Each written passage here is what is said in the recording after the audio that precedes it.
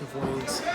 Johnny Burgin just got done playing at the California tonight, and wow! You know, this is the first time I've seen you. Oh, really? I hear you Okay. played here a time or two. It's cool getting to know new people. Thanks. So tell us, who inspired you? And what is it that made you decide music was your way of living life?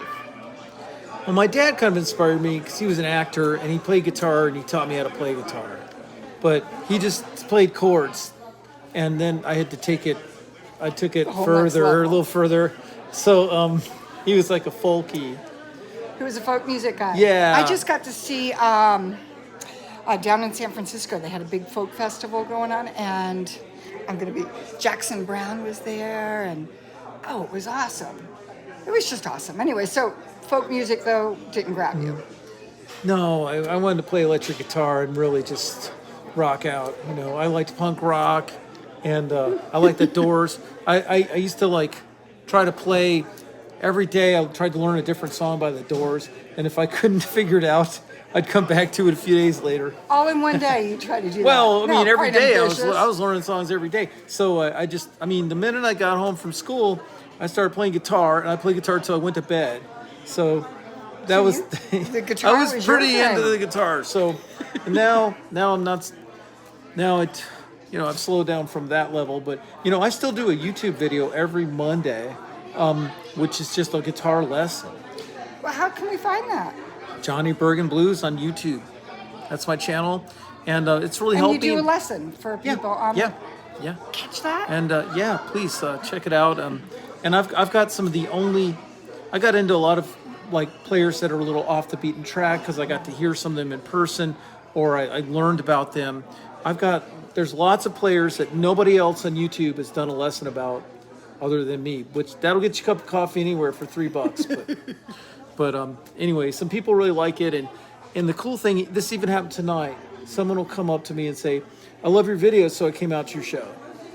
You know what? There were a it's lot not a of line new down faces the- there it's- tonight. Yeah. A lot of new faces here just to see you. Well, I lived in Petaluma a couple years, and I've got a little following. I got a following in the North Bay. I got a following in the South Bay, and so I've just gradually building up my little following here and there. So I'm how long following have you in been Chicago doing this? Yeah. Oh, since the 70s. since the early not since the 70s. When you were like 3. I'm an Xer. Well, since the I've been playing since I'm class of '92 for college. Okay. And I started playing like when I was still in school. So around like 90, I was playing actual gigs. Like you are now. Yeah. But I wasn't that good. So It takes 20 years to learn how to get play this the good. blues. Yeah. And I didn't say that. Eddie Shaw said it. Who played saxophone with Howlin He said it takes 20 years to make a blues man because you got to live with it, and You gotta know. it just takes time. You got to grow into the songs. Know a little life. I think so. Yeah, I'm not into the child prodigy blues players. It's an oxymoron. Okay, so how long then have you been playing? So 92, that was college, but you said your dad taught you. So what is it that... I'm sorry. No, don't apologize. We want to hear you, not me. I guess I started playing I was 16 when I started playing, and then I was just real serious about it. That's great. I quit music for about 8 or 9 years, and then I went back to it. What made you quit? Oh, I just needed benefits. You mean of like a day Job kind of thing. Yeah, so it was pesky jobs, So I had a job and all that, various What'd you jobs. do? But this is my better job. Oh, I did all kinds of stuff. I managed a pool supply store, and that was good. It was sales training. Should I look at you or this? I don't know. Look at that. Okay. Oh, because that way you Now look look at the at you audience. this way. Yeah, Okay. Yeah. So I did that, and so that was like sales stuff, but my real job is playing guitar, and I sing and write some songs, and I teach guitar, and that's what I do, and it's kind of a waste for me to do anything else. So that is I spoken can- like a man with passion. If I can possibly avoid doing anything else, I will. Believe me. So tell us a story about being on the road and doing this your whole adult life. Mine was Wow. 9 years. Yeah, I wasn't heavy on the road till, I used to just play 5-6 nights a week in Chicago, and just occasionally I'd go to Europe or go to Kansas City or Detroit or whatever. But first guy to really take me on the road was Sam Lay, drummer for Howlin Wolf and for Paul Butterfield. Sweet. Great blues drummer. And there was some other, oh yeah, I used to jam with this bass player. We'd get together every Tuesday or something and play. And he goes, "Hey, I heard Sam Lay's looking for a drummer. Looking for a bass player and a guitar player. So that'd be perfect because it's like both of us." So he goes, "Call him up, man." And I had only just met him, and so I called this guy Little Smokey Smothers, great blues guitar player. I was friends with him because I used to go watch him, just sit there and look at him all night long. Yeah, totally. I was totally not. Good stuff. And he was such a nice man. He'd play something, and he'd look at me like, Watch him? yeah, he'd say, "Did you see that? You see that? That's the good stuff."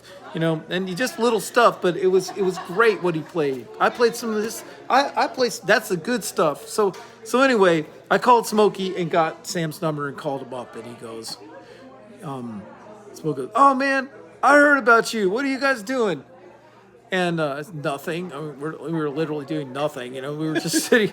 He goes, "Why don't you come on over to the house?" So we went to his house, the west side, and kind of in the ghetto.